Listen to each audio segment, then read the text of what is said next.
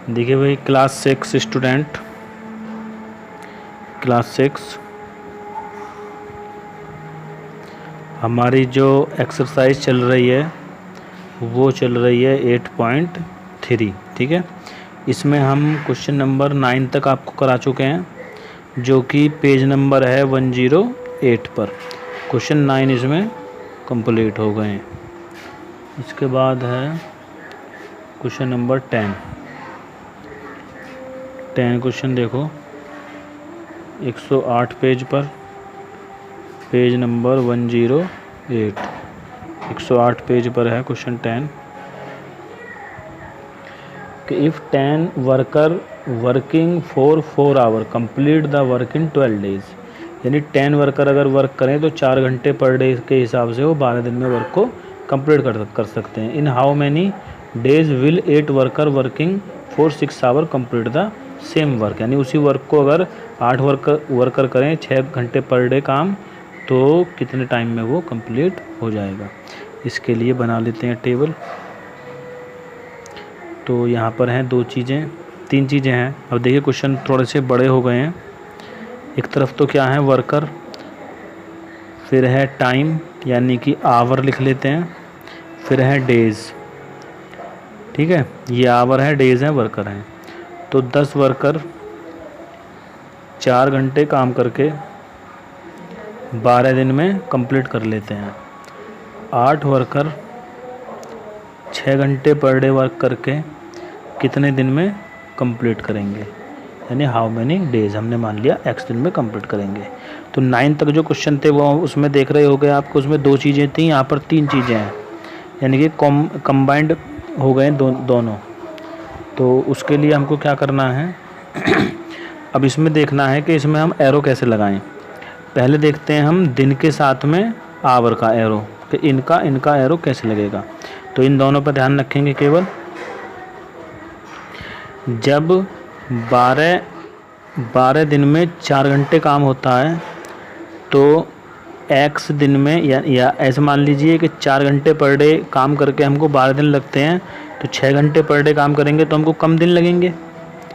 ठीक है, तो आवर बढ़ रहे हैं तो दिन कम होंगे। इसका मतलब क्या है, ये इनडायरेक्ट रेशो है। तो एक दूसरे के अपोजिट हम एरो लगाएंगे। इसमें अगर हम ऊपर लगाते हैं तो इसमें नीचे लगाएंगे। अच्छा, अब बात करते हैं इनकी और इनकी, इन दोनों में क्या रिलेशन होगा। ठीक है, देखिए 10 वर्कर 12 दिन में कंप्लीट करते हैं काम को, तो 8 वर्कर कितने दिन में करेंगे भाई। जब 10 वर्कर 12 दिन में करेंगे तो 8 वर्कर को ज़्यादा दिन लगेंगे। ठीक है, 8 वर्कर को ज़्यादा दिन लगेंगे। तो डी के साथ में वर्क भी क्या है, डायरेक्ट इनडायरेक्ट है, तो इसको भी हम इसके अपोजिट लगाएंगे। तो इसमें ऊपर है तो इसमें नीचे लगेगा।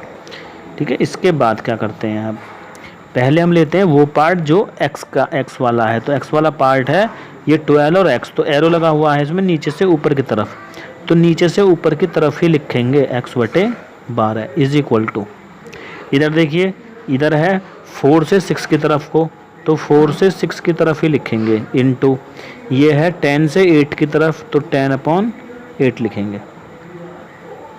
अब इसको हम सॉल्व करेंगे तो 4 2 जा 8 और 2 5 जा 10 और 6 2 जा 12, बचा क्या, इधर तो बचा 5 और इधर बचा x/2। अब मल्टीप्लाई करेंगे तो x इज इक्वल टू 10, यानी 10 डेज हमको लगेंगे कंप्लीट करने के लिए। तो इस तरह के क्वेश्चन है यहाँ पर। अब क्वेश्चन नंबर 11 देखिए, the fight of 75 quintal of goods is rate 375। तो यहाँ पर 2 चीज़ें हैं, ये तो सिंपल सा क्वेश्चन है, आप कर लोगे। एक तो बना दोगे वेट और एक बना दोगे रुपए।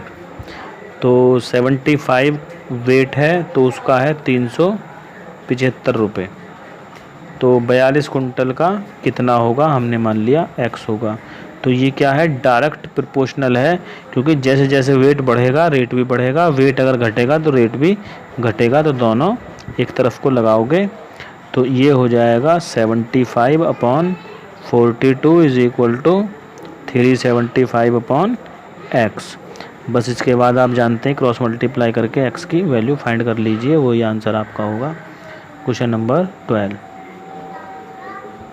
क्वेश्चन है, a car travel 228 kilometre in 3 hour. बना लेते हैं टेबल। एक तो लिख लेते हैं हम किलोमीटर, एक लिख लेते हैं टाइम यानी आवर। तो चलती है वो 228 किलोमीटर कितने घंटे में? 3 घंटे में। अब इसका फर्स्ट पार्ट हम कर रहे हैं, तो how long will it take travel 912 kilometre. तो 912 किलोमीटर को कितने घंटे लगेंगे? तो 228 किलोमीटर को लगते हैं 3 घंटे, तो 900 को लगेंगे ज़्यादा घंटे। तो किलोमीटर बढ़ेंगे तो टाइम भी बढ़ेंगे, तो दोनों को साइन एक तरफ को ही लगाएंगे, चाहे तो ऊपर लगाओ चाहे नीचे लगाओ, क्योंकि डायरेक्ट प्रोपोर्शनल है। इसके बाद लिखेंगे 228 और 912 इज इक्वल टू 3/x। आप क्या कर सकते हो, यहाँ से सॉल्व करके x का मान निकाल सकते हो। वैल्यू जो भी आएगी वो टाइम आएगा उसको कैलकुलेट कर लोगे, और b वाला पार्ट आप खुद करोगे। क्वेश्चन नंबर 13 हम करा रहे हैं। 15 packet of milk fill a can of 25 litre. यहाँ पर हम बना लेते हैं, तो एक तरफ क्या है पैकेट हैं और एक तरफ क्या है लीटर में मिल्क है। तो इनको आप पूरा लिख लेना। पी से कभी आप पी लिखो, पी से मतलब पैकेट है, नंबर ऑफ पैकेट, और एल से मतलब है मिल्क इन लीटर। तो 15 पैकेट हैं तो 25 लीटर मिल्क है, और 27 पैकेट होंगे तो कितने लीटर मिल्क होगा? भाई अगर हम नंबर ऑफ पैकेट बढ़ाएंगे तो लीटर भी तो बढ़ेंगे, तो डायरेक्ट है ये। तो 15/27 is equal to 25/x, direct ratio है। सॉल्व कर लीजिए, x की वैल्यू क्या आती है वो आपका आंसर होगा लीटर में। ठीक है, नेक्स्ट चलते हैं क्वेश्चन नंबर 14 की तरफ। 14 है कि dinner eight A restaurant cost 1200 1200 for 8 person. यहाँ बना लेते हैं टेबल। यहाँ लिख लें नंबर ऑफ पर्सन और यहाँ लिख लें रेट। तो 8 पर्सन को खाना खाने के लिए 1200 रुपये देने पड़ते हैं। अगर 1950 रुपये में कितने लोग खाएंगे ये हमको बताना है। ठीक है, तो जब ज़्यादा लोग हो जाएंगे यानी ज़्यादा पर्सन हो जाएंगे तो ज़्यादा चार्ज जाएगा, तो क्या है डायरेक्ट रेशो है। तो 8/x is equal to 1200/1950। Cross multiply करो और x की वैल्यू निकाल लो। Very simple question. Question number 15। Amit purchase 10 pen for 270 and Sudha purchase 8 pen for 200 and Raina purchase 15 pen for 300। यानी 3 लोग हैं इसमें, तीनों ने पेन खरीदे हैं। अब बताना है who got the best deal, किसके पास अच्छी डील है। तो इसका मतलब क्या है कि जिसकी पेन की कॉस्ट कम है। सबसे पहले बात कर लें अमित की हम बात करें तो अमित ने क्या ख़रीदा है 10 पेन कितने में ख़रीदे हैं 270 में। तो एक पेन कितने का हो गया 27 रुपये का। इसकी डील तो ये है कि 27 रुपये का उसका एक पेन है। अब बात करते हैं सुधा की। ठीक है, सुधा की बात करें तो सुधा ने 8 पेन खरीदे हैं 200 रुपये के। तो एक पेन की कॉस्ट उसकी कितनी है 1 पेन की कॉस्ट है 200/8। इसको हम डिवाइड करेंगे तो 8 2 जा 16 और 8 5 जा 40। तो 1 पेन की कॉस्ट हमको मिल गई 25। तीसरा है उसको देख लेते हैं। ये है 15 पेन इन्होंने ख़रीदे हैं और कितने के ख़रीदे हैं 300 रुपये के। तो एक पेन की कॉस्ट इनकी कितनी पड़ रही है 300/15। ठीक है, तो मतलब 20 रुपीज़ हो रही है एक पेन की कॉस्ट। अब देखते हैं किसके पास बेस्ट डील है। ये एक पेन इसका 20 रुपये का है, इसका एक पेन 25 रुपये का है, इसका एक पेन 27 रुपये का, तो बेस्ट डील तो लास्ट वाले की है, इसकी बेस्ट डील है। तो बेस्ट डील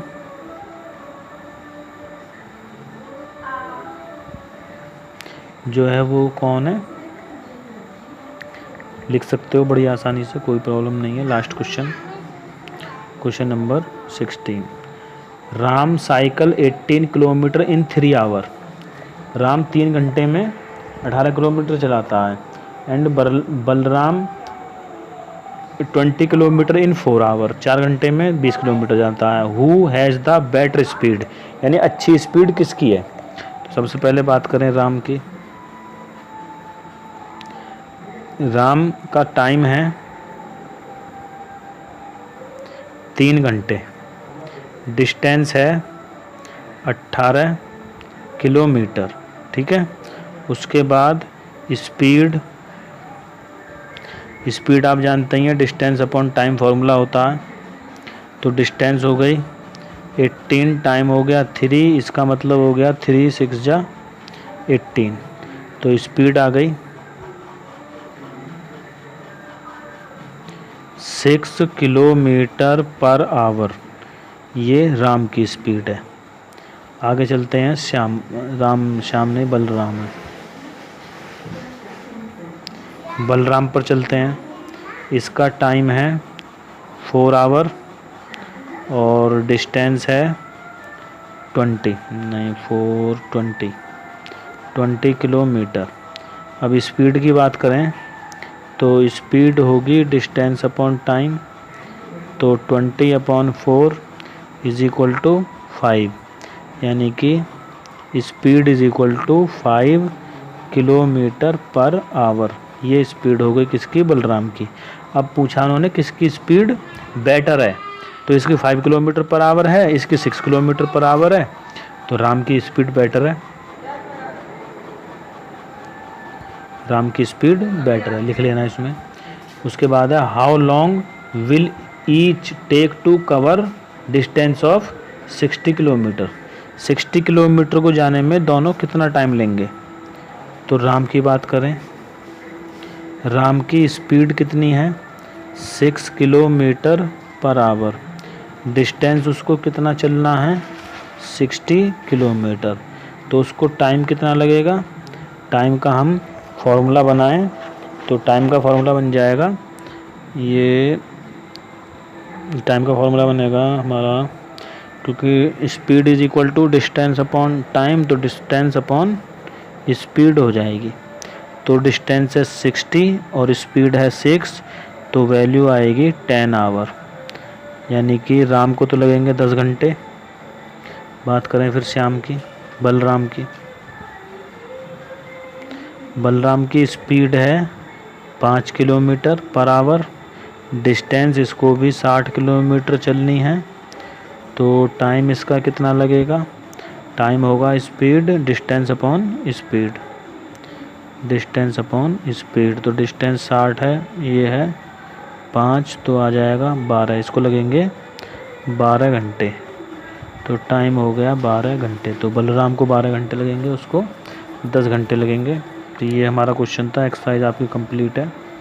नोटबुक बना लीजिए और करने के बाद इसको सेंड कीजिए।